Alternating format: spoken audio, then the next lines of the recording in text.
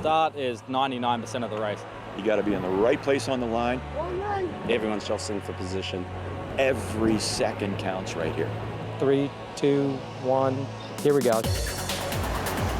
Off the line, it's hammered down. Pedal to the metal. Hiking hard, sails trimmed perfectly. Every boat on the race course is a target. There's always a lot of traffic at the top mark. Boats are jamming in, flags are up. The inches are critical right here. No fouls. Spinnaker goes up in 3 seconds. Downwind, it's a game of chess. And there's water coming over the deck. The crew are hiking hard. We're starting to surf, starting to plane. You don't want to blow out a kite.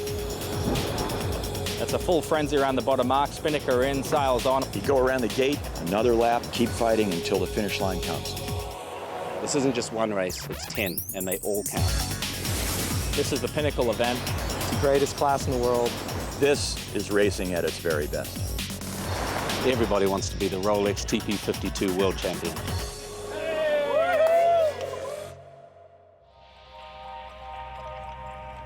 Once in a lifetime, a yacht design comes along that truly makes its mark on the world of sailing.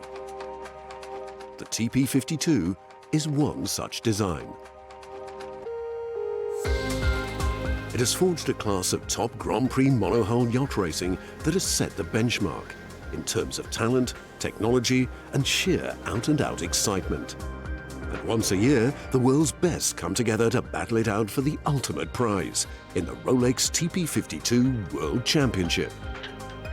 We're here in Puerto Portales in Mallorca. It's the pinnacle event of the season. We have 11 teams racing from 8 different nations, and this is the championship that all the skippers, all the owners want to win. Well, the crews are really the creme de la creme. They are the top professionals in the world. And alongside the crews, we have the owners, and they themselves are very passionate about their sport. The TP52, Transpac 52, is a very special boat, uniquely designed to just be fast and fun to sail. The racing in the Super Series is extremely competitive. The fleet is very tight and it's just really intense sailing. There is no other class with this competition. You have so many sailors and all these boats are able to win a regatta. 2 great races get the regatta off to a dramatic start. And immediately disaster for the Turkish entry Provetsa as their rig comes crashing down. Fortunately, nobody is hurt, just their pride. But success in the first race for the reigning world champions, Quantum Racing. Owner Doug DeVos, one of the class's biggest fans. I think the boat is a wonderful sweet spot. It's big enough to have power and strength, but yet it's small enough so that every adjustment that you make as crew really has an impact on the outcome of your race. And then you line all of us up and you realize how close we are, and you say there's no better sailing in the world. And a great day too for Tina Plattner's Phoenix 12, posting 2 solid race results. I think consistency is key in this fleet. You always try to make everything just work a little bit better, go a little bit faster, give you that tiny little edge. Try to just keep low scores around the race course. 2 third places take Phoenix 12 to the top of the scoreboard at the end of day 1. A great start too for Doug DeVos's Quantum Racing, with the German yacht Platoon lying in 3rd. But all looking closely matched, and a reminder of just how competitive this series is.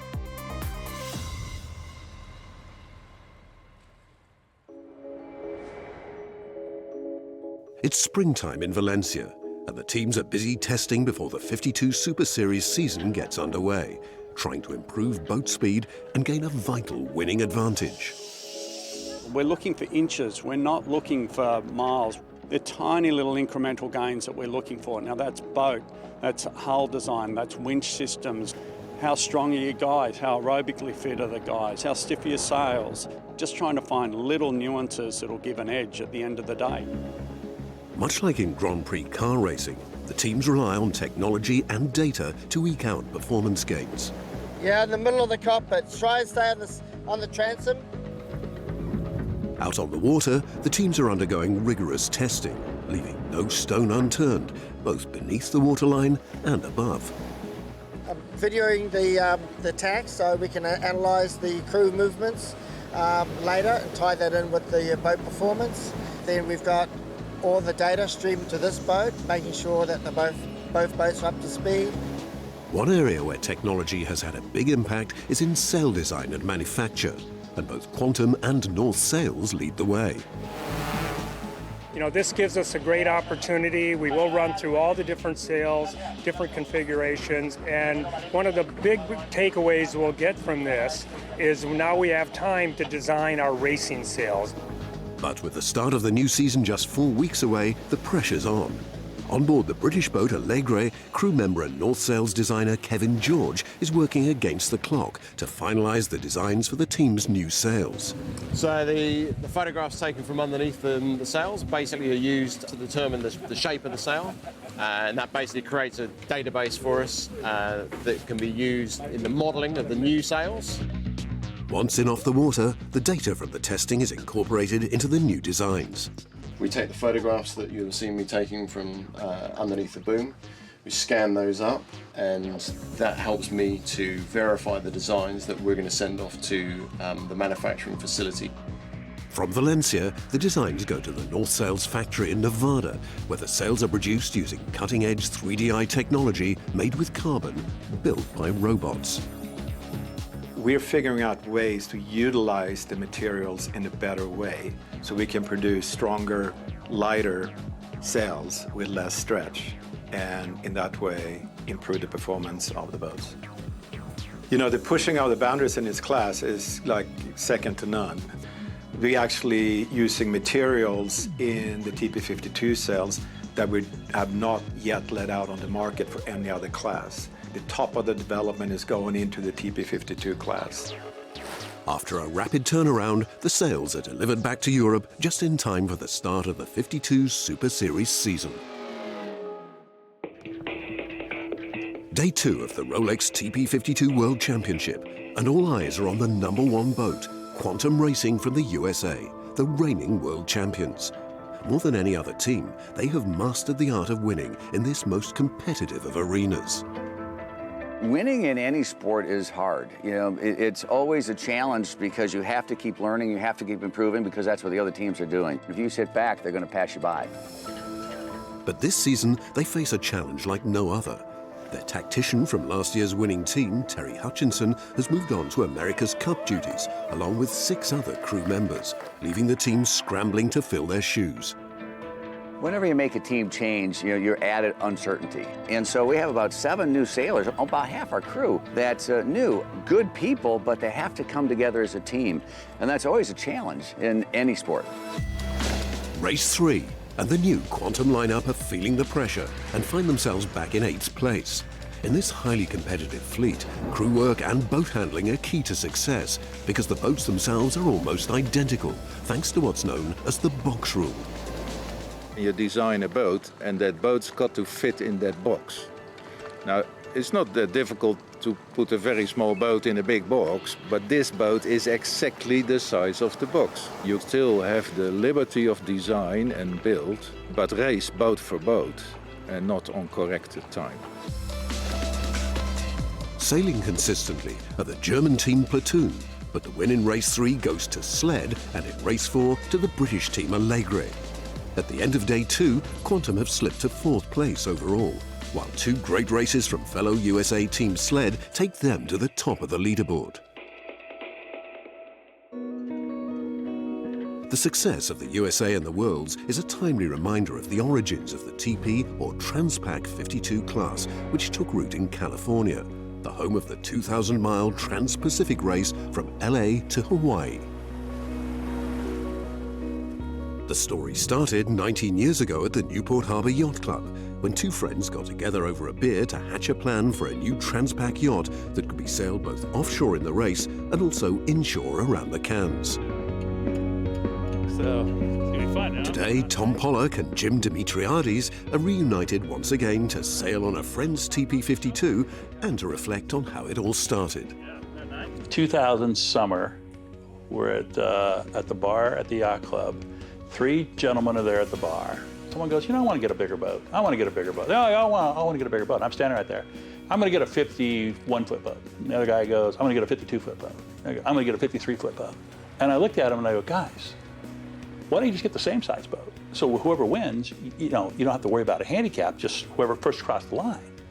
And let's make boats that are beautiful for buoy racing, and if they happen to go offshore, that's great. Everyone said, you know what? Let's build the boats, let's go. Sailing buddies and successful businessmen, they started the TP52 class together. Tom as class president and Jim as the first TP52 owner. We wanted to create something state-of-the-art, something fun, something fast, that had a combination of capabilities that could go downwind for long-distance races and could do buoy races on a weekend. So that's how it all started. The TP52 class came out of that desire to create something that could do it all and could be a blast using state-of-the-art materials.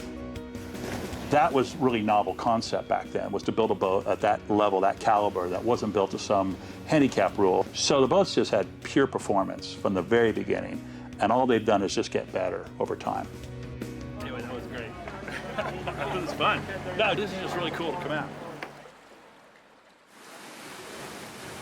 Day 3, and Puerto Portales is hit by a storm so powerful that the organizers are forced to cancel racing for the day. Unpredictable weather events are a constant reminder of the effects of climate change and our broader impact upon the planet, an ethos which sits at the very heart of the 52 Super Series. The sustainability is an important part of our DNA. For us, the big picture is important. We're talking about numbers. We have to keep in mind in 2050, we will have more plastic in the sea than fishes. At each event, there are initiatives to clean up the beaches and shoreline, reduce single-use plastics, and educate the next generation. In 2015, the teams already signed a charter saying, okay, we believe in sustainability, we believe in your sustainability action plan and your strategy and our policy. It's something which is coming from our heart. You know, we are sailors, it's our playground, and we have this kind of responsibility. It's really important.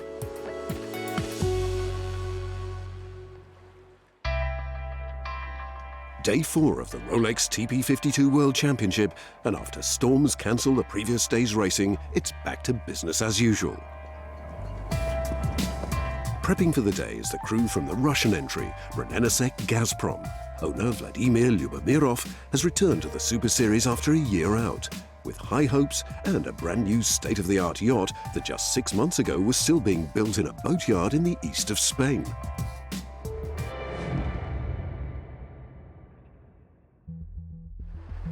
We are here at longitude 0, 20 minutes away from Valencia, and we are here to build the new TP52 Brennensek.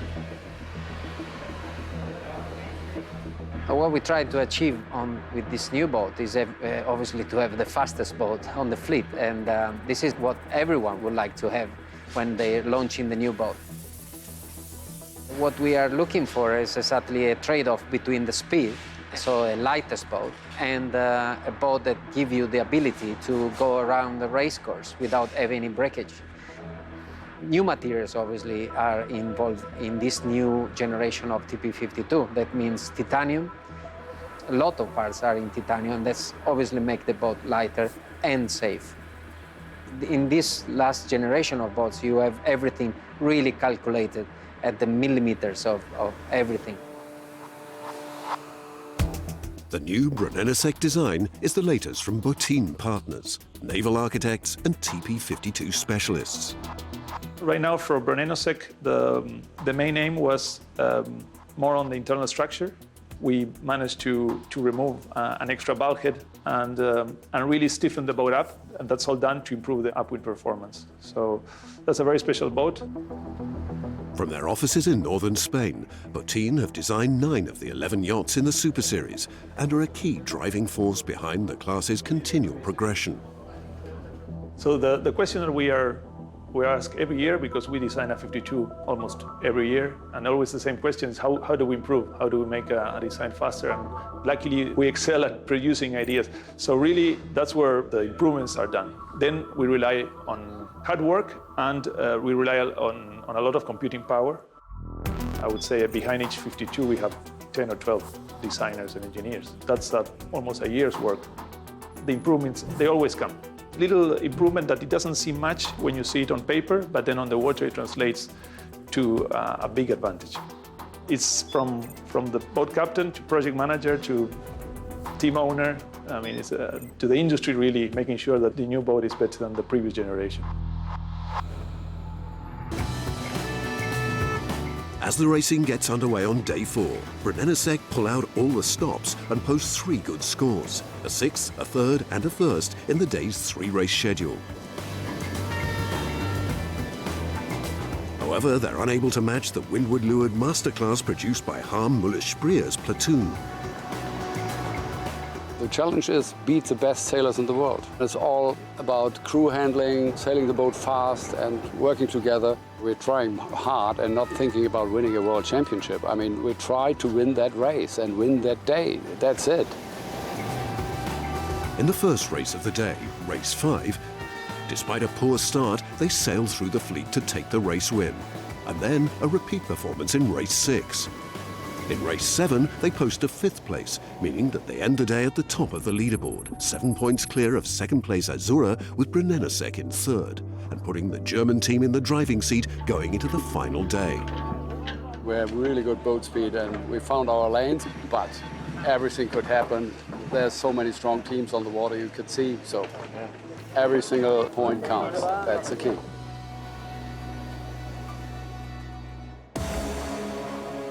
The inshore racing credentials of the TP52 are now legendary, proven over almost 20 years of world-class racing. But these remarkable yachts were designed to race offshore too.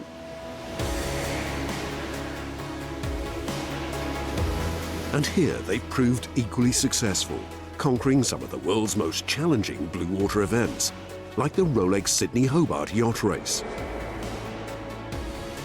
Small enough to rate well, big enough to survive the most testing of conditions. In 2015, the overall race was won by Paul Clitheroe with his TP52 Balance.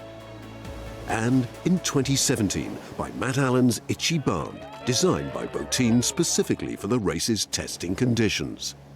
We're sailing a TP52 across Bass Strait in rough weather, like we had last year, when we're averaging 21 knots over a period of 6 hours, with solid water coming across the deck, is really some of the most challenging things you can ever do as a sailor. The boats are incredibly fast downwind and so exciting to sail. And with every little bit of tweaking that we do, you can just see the boat getting faster and faster and faster. Inshore or offshore, it's just a joy. The popularity of these great all-round boats means that as soon as they're retired from Super Series service, they're snapped up by new owners to start their second life in far-off locations like Australia. This particular boat was the 2011 Audi Azura boat, the Italian team, and built to the highest level of carbon technology at the time. And she was winning everything. The structure of the boat was designed for inshore sailing. But these boats have nothing inside them. There are no bunks, there's no galley, there's no toilet. In Australia, the conditions, we wanted to be able to sail offshore, so totally different to the Mediterranean. We had to be able to handle bigger seas, bigger winds. So therefore, the boat has had significant carbon modifications inside for strengthening, to still retain the performance, but at the same time being able to handle the offshore rigours that we have, like in the Sydney to Hobart Yacht Race. The TP52 has proved itself capable of winning the most celebrated of offshore races, as well as the toughest of inshore regattas. Going into the final day, and just 2 races remain to decide who will be the 2019 Rolex TP52 World Champion. As it stands, Harm Müller-Sprier's platoon have a comfortable 7-point lead over second place Azura. However, this is TP52 racing and anything could happen. We're going to keep doing what we've been doing. We've been sailing well so far. So, basically we keep pushing hard. So the boats line up for the first of the final 2 races, and immediately problems for platoon. They pick up a penalty point on the start line before the race is even underway. Sailing upwind on the first leg of the race, and Provezza lead, with Azura sitting in 3rd place. At the windward mark, platoon's problems continue.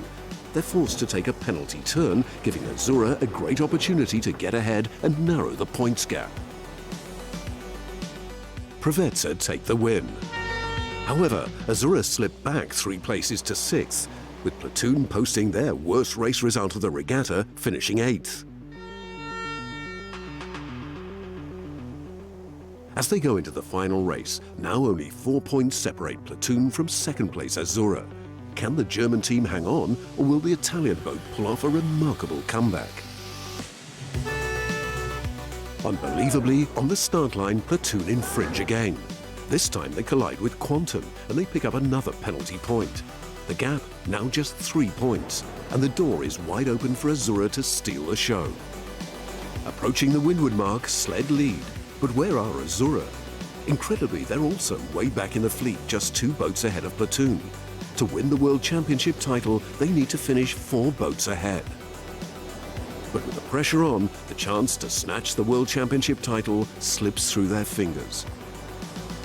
On the line, Sled take the victory, but Azura finished just 1 boat ahead of Platoon, meaning that Harm Muller-Spreer and crew are world champions for a second time.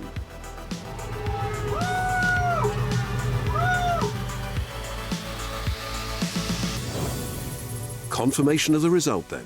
Platoon take the victory by just 2 points from second place Azura, with Brennensek Gazprom in third. A 6th place for Doug DeVos's Quantum, unable to retain their title, but the disappointment failing to mar what has been a great regatta. It's been a fabulous regatta, very difficult regatta. That's the beauty of this fleet, because the quality of the competition is incredibly high and the intensity is very, very high. No question about that.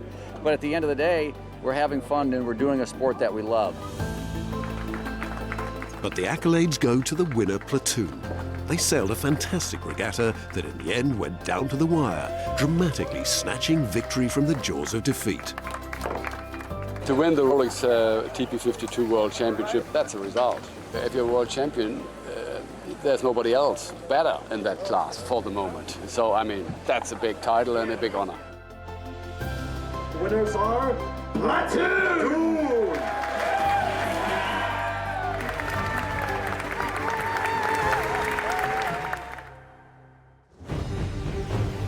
Next time on The Spirit of Yachting, we're back in the Mediterranean for the Maxi Yacht Rolex Cup.